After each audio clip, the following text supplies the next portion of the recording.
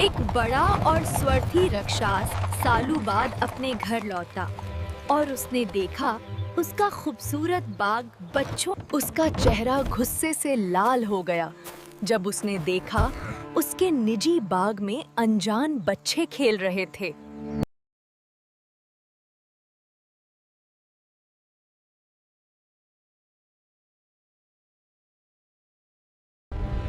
उसकी आंखों में सिर्फ उसका स्वार्थ और उसके बाग पर उसका अधिकार झलक रहा था।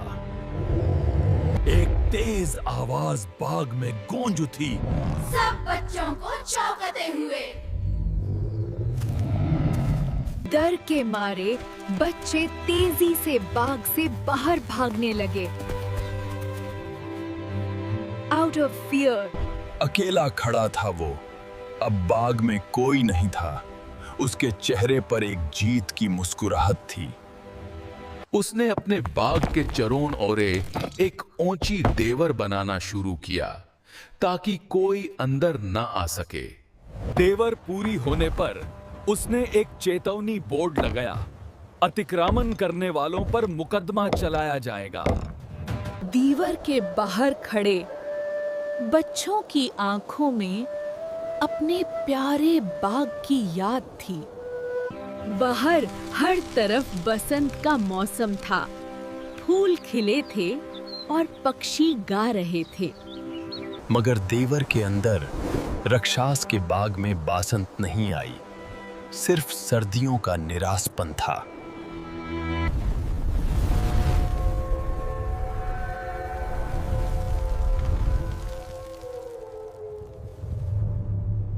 बर्फ के नरम रूप ने बाग को घेरे दिया।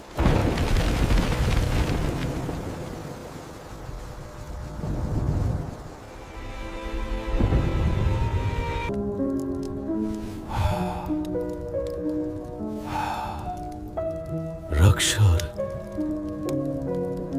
वो अपने बड़े महल में अकेला घूमता था। हर कोने में खाली पान था।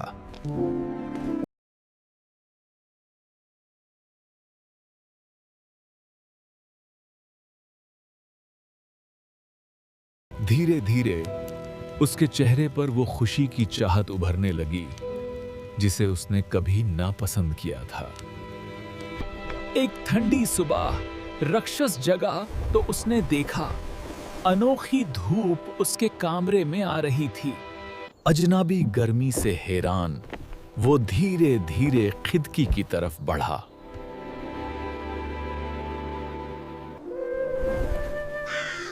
उसकी आंखों ने बाग के एक कोने में एक अकेला खिलता हुआ पेड़ देखा। एक छोटा लड़का उस खिलते हुए पेड़ पर चढ़ने की कोशिश कर रहा था।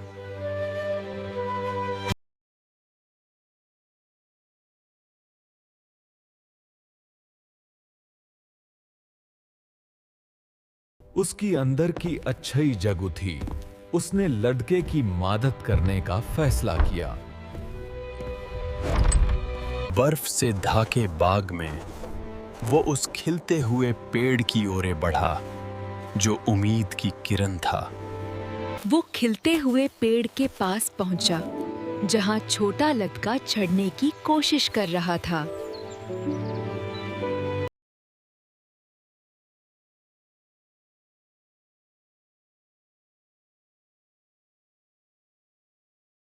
छोटा लड़का ऊपर देखा। हैरान पर दार के बिना उसने राक्षस का नरम चेहरा देखा। राक्षस ने प्यार से लड़के को पेड़ की डाली पर उठा दिया।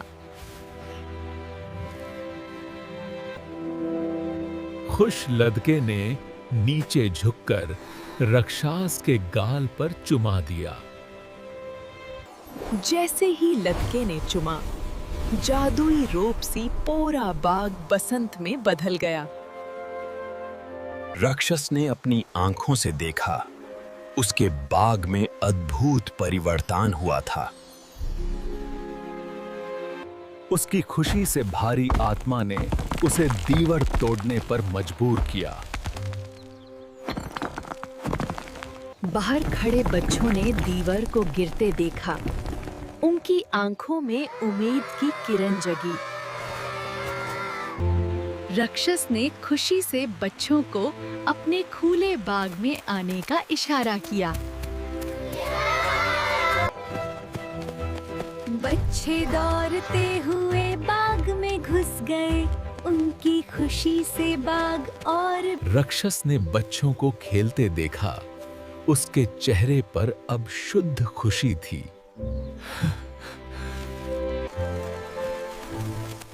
बच्चे खिलते फूलों के बीच तितलियों का पीछा कर रहे थे।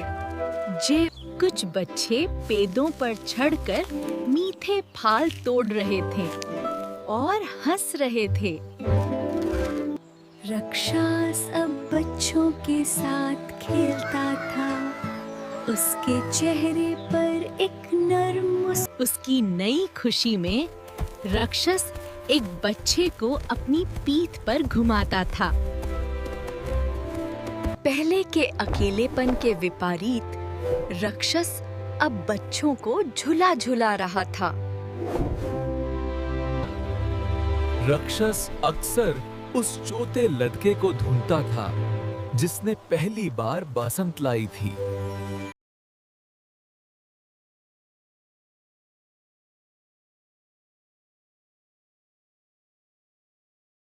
जब राक्षस ने दूसरे बच्चों से पूछा तो कई भी उस छोटे लड़के को याद नहीं कर पाया।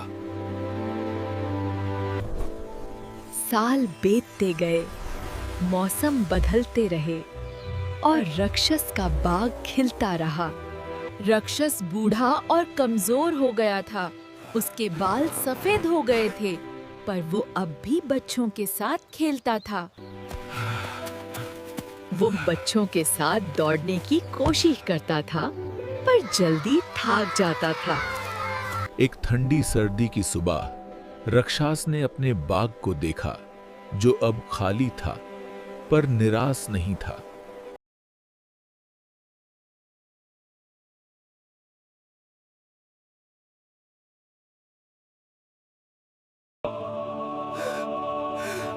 राक्षस के चेहरे पर उस बच्चे को पहचानने की एक गहरी भावना थी।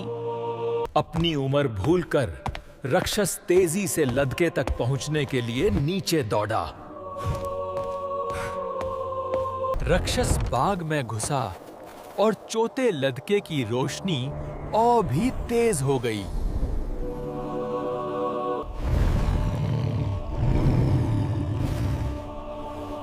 तुझे किसने चोट पहुंचाई? छोटा लड़का नर्मता से राक्षस की ओर देखा। उसकी आंखों में प्रेम और ज्ञान था।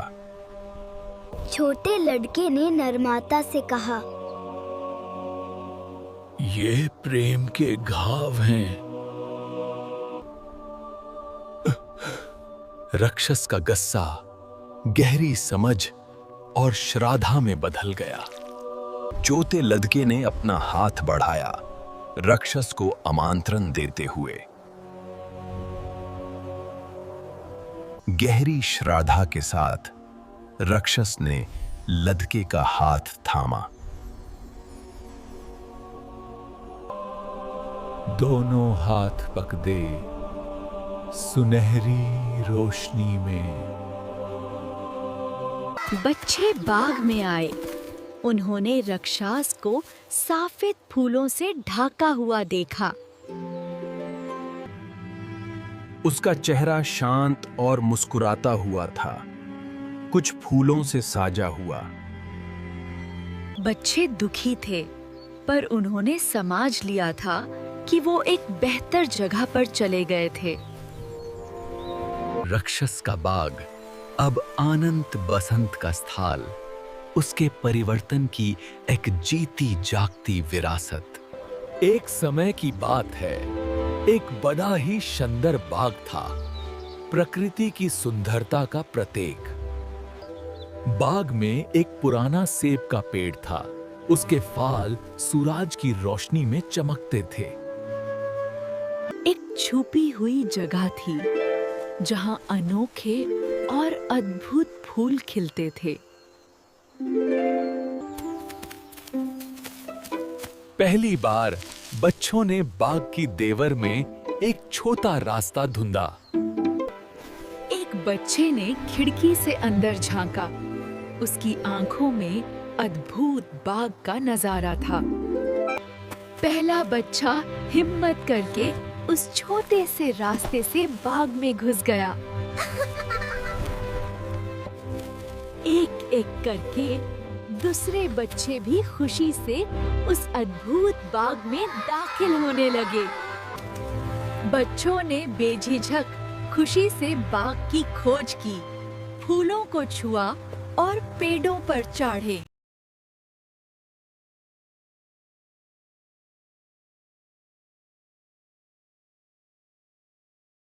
बच्चों का एक समूह एक चमकते हुए जादुई फव्वारे के पास इकट्ठा हो गया। एक बच्चे का हाथ फव्वारे के चमकते पानी को छूने के लिए बढ़ा।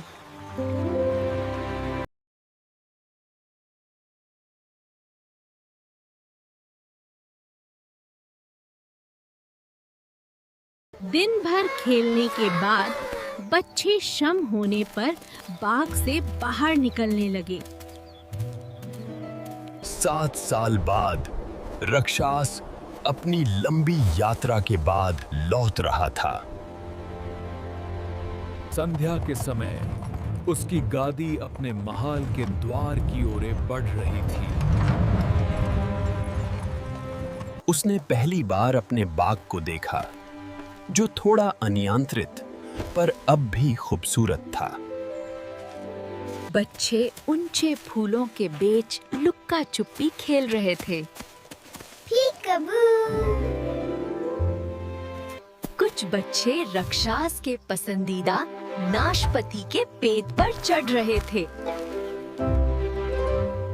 बच्चों के निश्चिंत खेल को देखकर राक्षस का चेहरा धीरे धीरे गुस्से में बदल गया।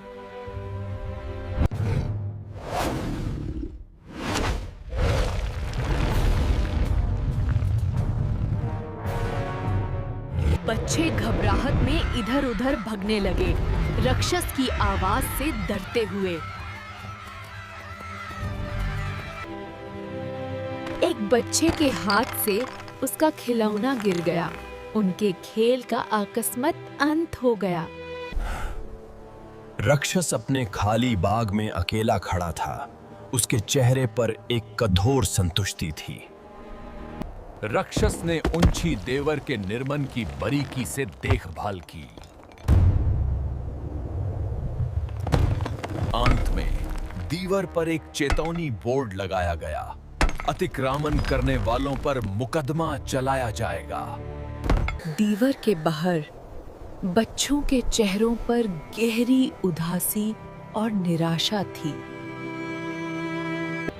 हर जगह बसंत आई, पर राक्षस के बाग में सर्दी ही रही। राक्षस ने अपने सर्दी के बाग को देखा। उसके चेहरे पर अब बेचैनी थी। अपने महल के ऐश्वर्य के बावजूद राक्षस बेचैनी से इधर-उधर घूमता था। राक्षस ने सर्दी में बसंत लाने की कोशिश की। बर्फ में बीज बोने लगा, पर सब व्यर्थ था। एक छोटा जमा हुआ बीज बर्फ पर पड़ा था, निष्क्रिय। राक्षस अपनी खिड़की के पास अकेला बैठा था, गहरी सोच में डूबा। उसकी आंखों में एक नया भाव था, बच्चों के लिए एक गहरी चाहत। राक्षस उठा। उसके चेहरे पर अब बदलने का एक नर्म इरादा था।